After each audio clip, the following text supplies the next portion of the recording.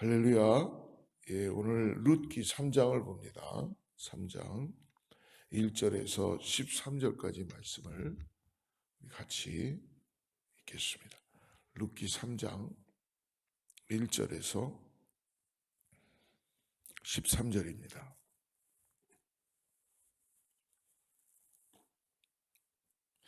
같이 합독하죠. 룻의 시어머니 나오미가 그에게 이르되 내 딸아 내가 너를 위하여 안식할 곳을 구하여 너를 복되게 하여야 하지 않겠느냐. 내가 함께하던 하녀들을 둔 보아스는 우리의 친족이 아니냐. 보라 그가 오늘 밤에 타작마당에서 보리를 까불리라. 그런즉 너는 목욕하고 기름을 바르고 의복을 입고 타작마당에 내려가서 그 사람이 먹고 마시기를 다하기까지는 그에게 보이지 말고 그가 누울 때 너는 그가 눕는 곳을 알았다가 들어갔어. 그의 발치 이불을 들고 거기 누우라.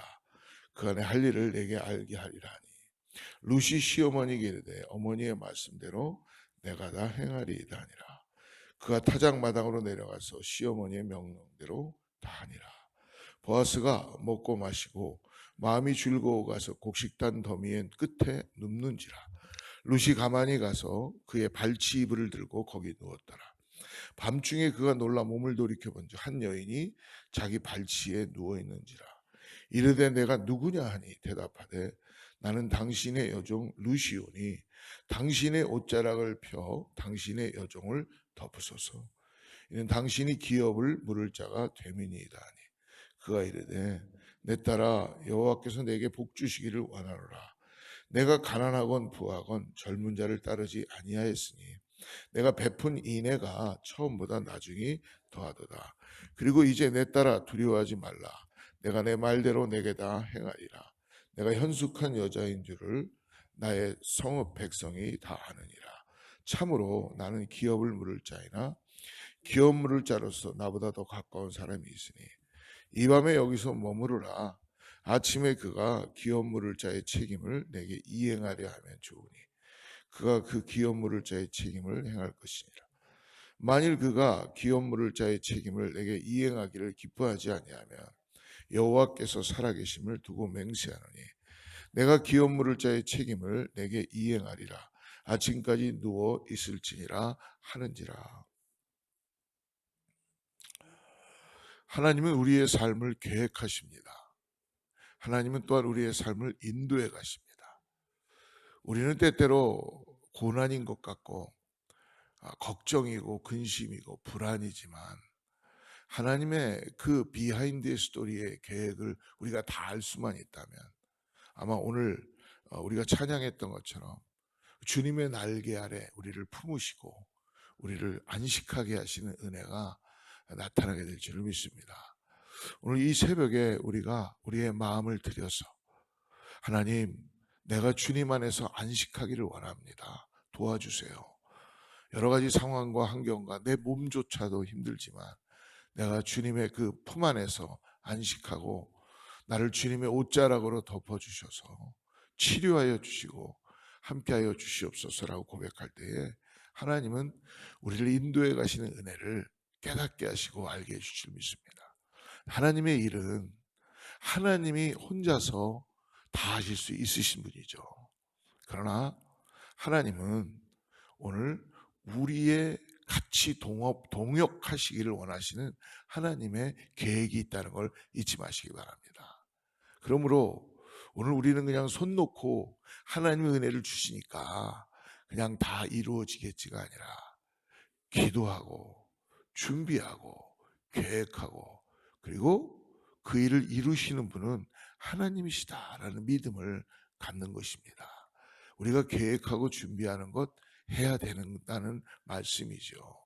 그렇기 때문에 여러분 하나님의 일은 우리의 사랑과 성실을 통하여서 하나님의 놀라운 역사의 일들이 나타나게 되는 것을 볼 수 있을 줄 믿습니다. 오늘 말씀은 시어머니 나오미가 시키는 대로 이방 여인 룻이 단장하고 보아스가 보리타작후에 누운 곳에 가서 발치 이불을 들고 거기 누우라는 것입니다.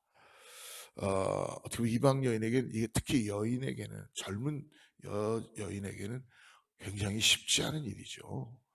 근데 밤중에 놀라서 깬 보아스에게 룻은 이렇게 얘기하죠. 오늘 그의 옷자락을 펴 자신을 덮어달라며. 그리고 그가 바로 기업물 물을 자이라는 것을 나중에 이 룻도 알고 나오미도 알지만 이 보아스도 알게 되는 그런 내용이며 룻을 축복합니다. 사랑하는 여러분, 하나님의 일에는 여러분 우리가 용기를 가져야 될 때 가져야 될 줄 믿습니다. 용기는요, 나의 어떤 열정과 나의 욕심과 나의 힘이 아닙니다. 이 하나님이 주시는 용기는 우리가 연약한 자이지만 하나님께서 나를 도우신다라는 그 믿음의 고백인지를 믿습니다. 그래서 하나님의 이 사람들에게 용기를 갖기 위해서는 첫째로 용기만 있으면 실패하고 실수합니다. 그러나 순종이 따라야 된다는 거예요. 오늘 절대 순종은 놀라운 축복을 경험하게 되는 것을 볼 수 있어요.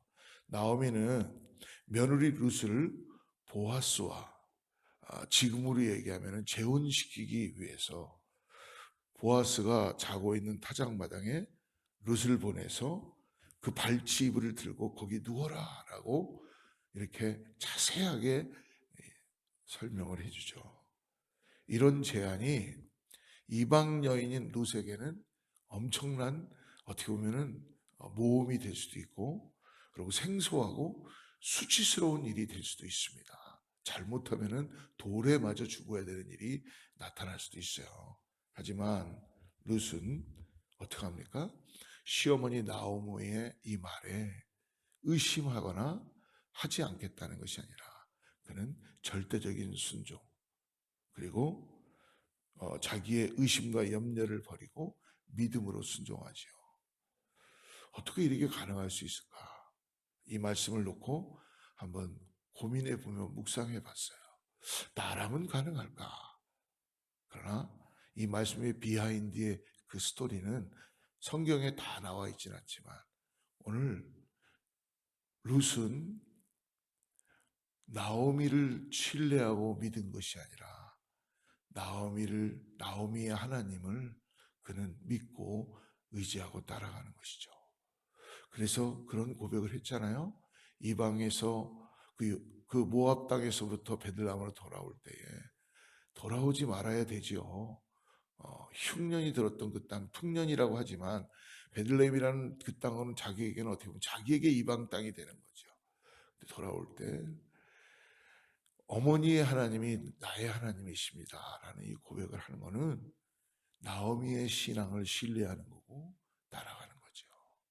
여러분 놀라운 이것이 은혜인 줄 믿습니다.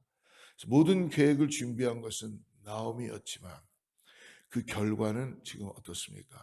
하나님의 주권 아래 하나님의 인도하심이 나타나게 되는 것을 볼 수 있어요.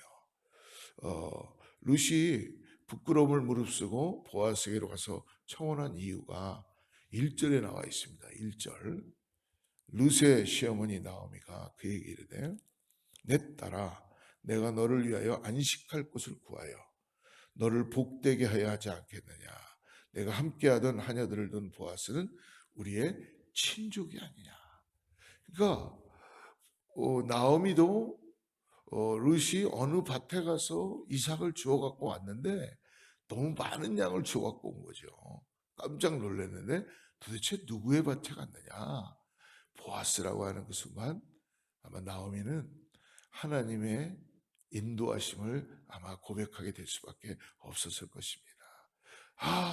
하나님이 뭔가 이 룻에게도 그리고 어떻게 보면 이방 땅에 와서 다시 재혼할 거라는 것을 나오미는 할 수 없을 거라고 생각했겠죠. 이방 여인이었고 그래서 그를 모압에 그냥 너의 고향으로 돌아가서 새 삶을 살아라까지 했는데 그것까지 포기하고 어머니의 하나님을 쫓아오게 된 것입니다.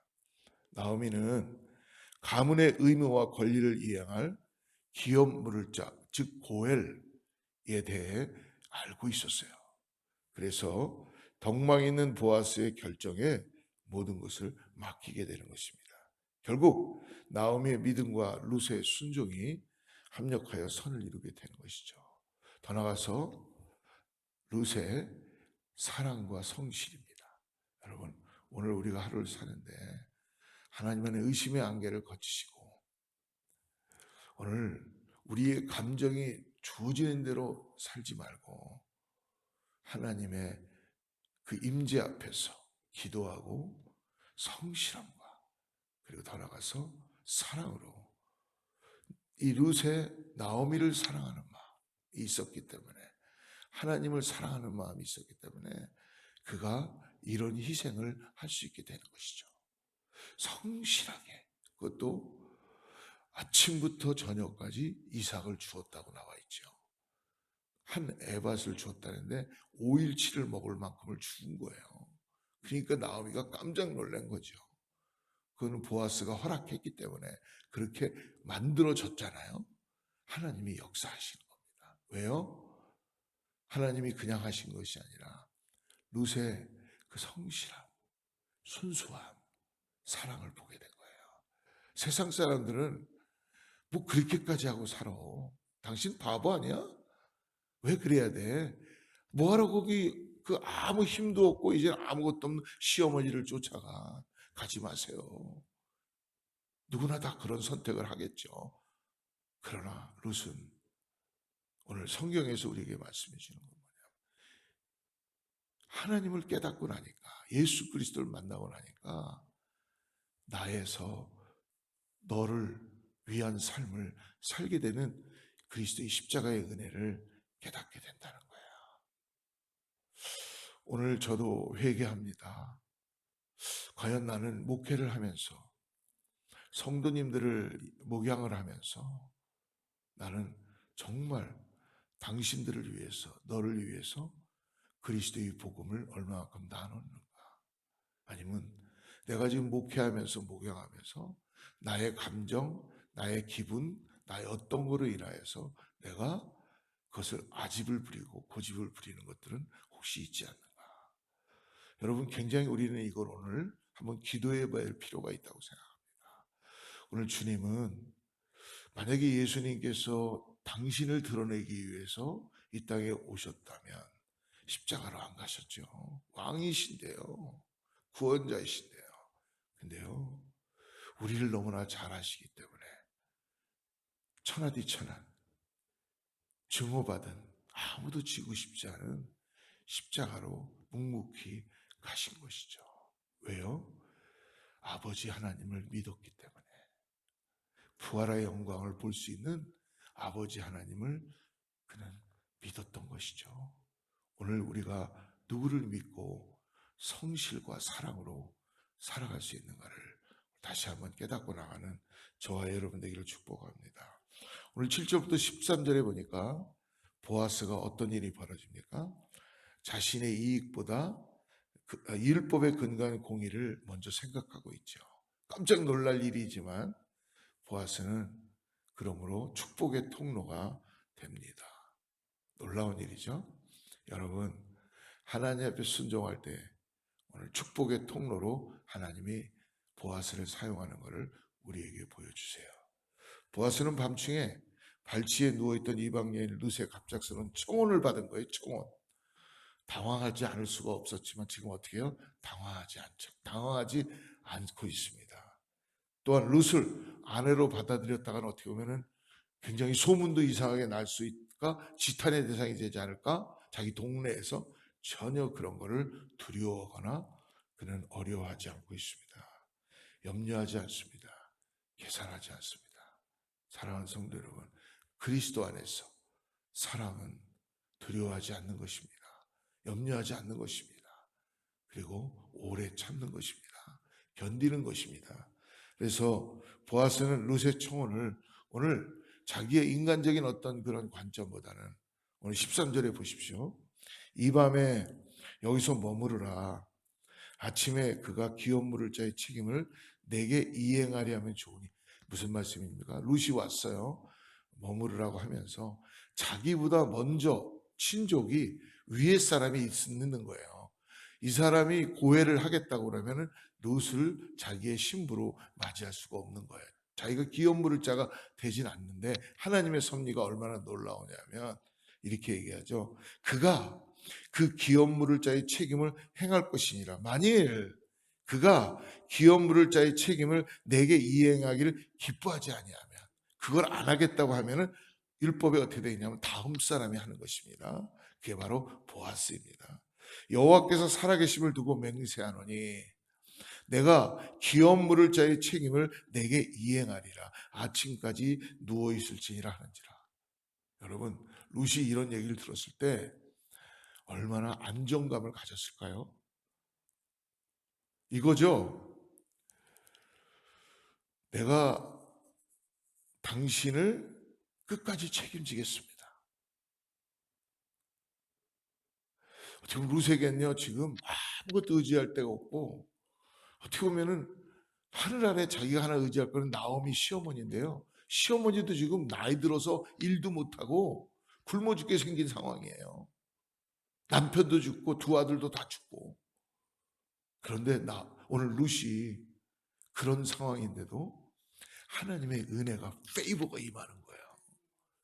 기업 물을 자, 이 보아스가 그냥 있다가 뭐 가세요가 아니에요. 이런 상황이 되더라도 내가 그거를, 그러니까 율법 공의도 지키면서 사랑을 이어가는 이 보아스의 놀라운 은혜를, 여러분, 보아스 때문에 이런 일이 일어나는 것이 아니라 하나님의 페이버인 것을 기억하시기 바랍니다. 제가 이전에 신학생 때요, 어려운 일이 하나 생겼었어요. 그래서 내가 해결할 수 없는 상황이었습니다.